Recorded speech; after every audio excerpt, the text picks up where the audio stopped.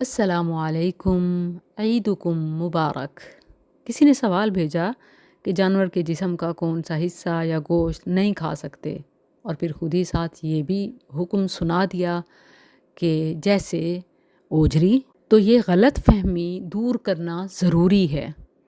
بنیادی طور پر اس غلط فہمی کی جو وجہ ہے وہ یہ کہ ایک تو گندگی کی وجہ سے، یوں نو کہ جس طرح دھونے میں لاپرواہی کی جاتی ہے اور جس طرح گندگی باقی رہتی ہے، اس کا کلر، اس کا حصہ اندر تک پھنسا رہ جانے والا گوبر، اس سے کراہت آتی ہے۔ اور ظاہر ہے گوبر لگا رہے تو کراہت آنی بھی چاہیے۔ جو اس کو مکروہ کہا جاتا ہے نا، وہ اس وجہ سے کہا جاتا ہے۔ اور اگر اس کو دور کر دیا جائے لائک دس، یہ دیکھیں، like butter, like crystal clear, شاید میٹ سے بھی زیادہ صاف ستھرا، یہ ہے ہمارا گھر کا دھلا۔ اب آپ اس کو دیکھیں، اسے کوئی کراہت نہیں آ رہی۔ لٹرلی ایسے فیل ہوتا ہے کہ اس کو سبحان اللہ جیسے ببلنگ ہو، جیسے بالکل دودھ ہو یا مکھن ہو۔ اب اس سے کوئی کراہت نہیں ہے۔ ہمارے ہاں چونکہ صحیح دھوئی نہیں جاتی تو اسی لیے پھر اس کو مکروہ قرار دے دیا جاتا ہے۔ اگر اس غلط فہمی کو دور کر دیا جائے اور دھونے کا صحیح طریقہ اور آگاہی بتا دی جائے تو مسئلہ حل ہو جائے۔ ایک تو یہ چیز۔ دوسرا، جیسے میں نے شروع میں عرض کی کہ فقہی ناسمجھی کی وجہ سے، بلکہ میں کہوں گی کہ بہت بڑی غلطی کی وجہ سے، ایک وہ چیز جو امام ابو حنیفہ رحمہ اللہ سے ثابت ہی نہیں ہے، بلکہ بعد والوں نے سنی سنائی سے کام چلایا اور لکھ ڈالا، یہ اڑتی اڑتی ہوا ہے، دلیل کوئی نہیں ہے۔ یعنی قول کی حد تک جو اسے فقہ حنفی سے منسوب کیا جاتا ہے نا، تو امام ابو حنیفہ سے ہی ثابت نہیں ہے، بلکہ ان پر بھی جھوٹ ہے، اور اس سے بھی بڑھ کے اللہ کے نبی پر جھوٹ ہے۔ جی ہاں، کیونکہ جو روایات عام طور پہ پیش کی جاتی ہیں نا، کہ جس سے یہ ثابت کیا جائے کہ صرف یہ اوجری نہیں بلکہ 7 چیزیں باقاعدہ گنواتے ہیں کہ یہ حرام ہیں، تو اس کی حقیقت یہ ہے کہ وہ دونوں ہی روایات موضوع ہیں۔ یعنی جسٹ ناٹ اونلی ضعیف یا منکر یا مرسل یا باطل، بلکہ موضوع یعنی گھڑ لی گئی۔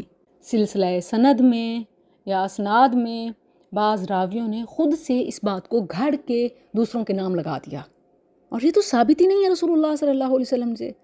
محدثین نے جب وہ روایات نقل کیں تو انہوں نے بالکل واضح کیا کہ یہ فیبریکیٹڈ ہے، ناٹ پروون، یہ حدیث نہیں ہے، بلکہ بتانے کا مقصد یہ ہے کہ یہ گھڑی ہوئی ہے۔ لیکن عام عوام کیا کرتی ہے، یا تحقیق سے نہ بلد لوگ، وہ بس اس کو دیکھا یا وہ سنی سنائی کو بیان کر دیا، وہ حکم نہ دیکھا کہ اس کی اوتھینٹسٹی کیا ہے، یہ ثابت بھی ہے کہ نہیں۔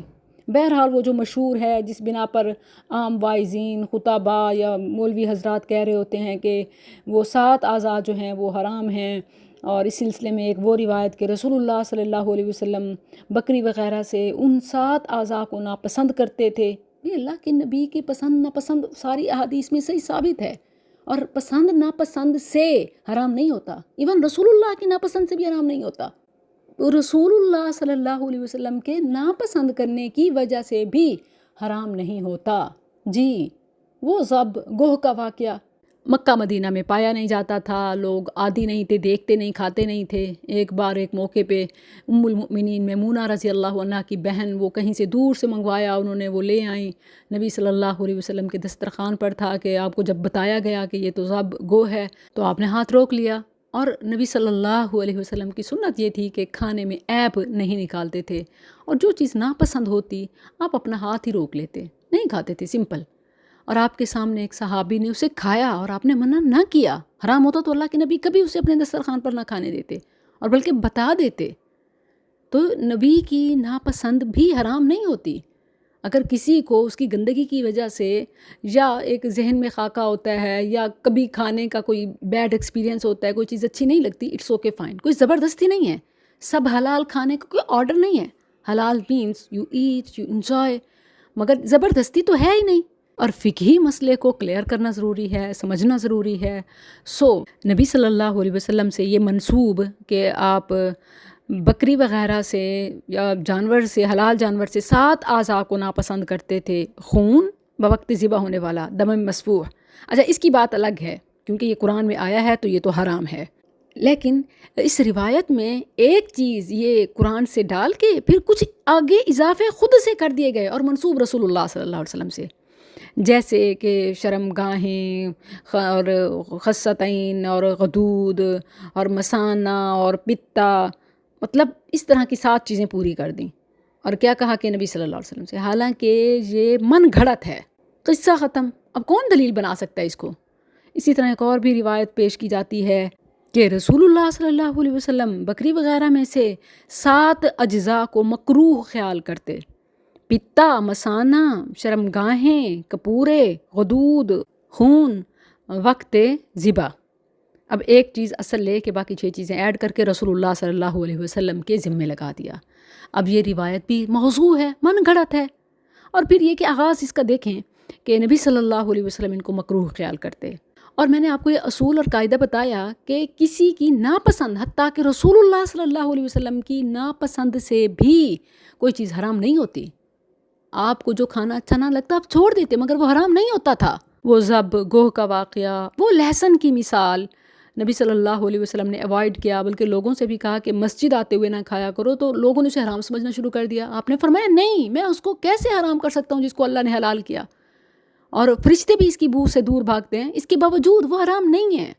ہماری ڈیلی نہ صرف یہ کہ ہمارے سالن، ہماری ڈشز، بلکہ طب میں، علاج معالجے میں بھی گارلک کا with honey, with so many others استعمال کیا جاتا ہے۔ اور یاد رہے کہ جس چیز کو اللہ نے حلال کیا ہو دلیل کے بغیر اس کو حرام یا مکروہ نہیں کہا جا سکتا۔ یہی حال قربانی اور حلال جانور کا ہے۔ خود رب تعالیٰ نے فرمایا، وہ سورۃ البقرہ 29 ہے، هو الذی خلق لکم ما فی الارض جمیعا، وہی ہے جس نے زمین میں جو کچھ ہے سب تمہارے لیے پیدا کیا۔ یہ ان جنرل ہے، اور خاص طور پر قربانی اور حلال جانوروں سے متعلق جو سورۃ الانعام آیت 145 میں ہے، وہ خاص طور پر انہی مویشی جانوروں سے متعلق ہے۔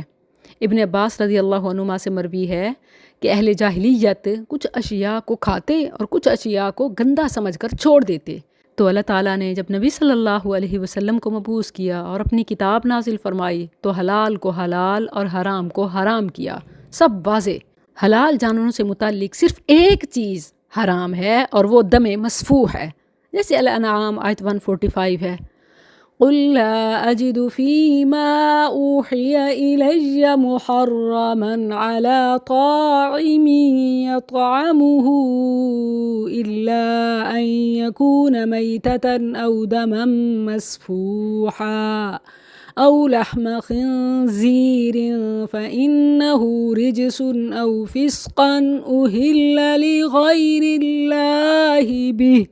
کہہ دے میں اس وحی میں جو میری طرف کی گئی ہے کسی کھانے والے پر کوئی چیز حرام نہیں پاتا جسے وہ کھائے، سوائے اس کے کہ وہ مردار ہو یا بہایا ہوا خون ہو ذبح کے وقت، دم مسفوح کہتے ہیں اسے، یا خنزیر کا گوشت ہو کہ بے شک وہ گندگی ہے، یا نافرمانی کا باعث ہو جس پر غیر اللہ کا نام پکارا گیا ہو۔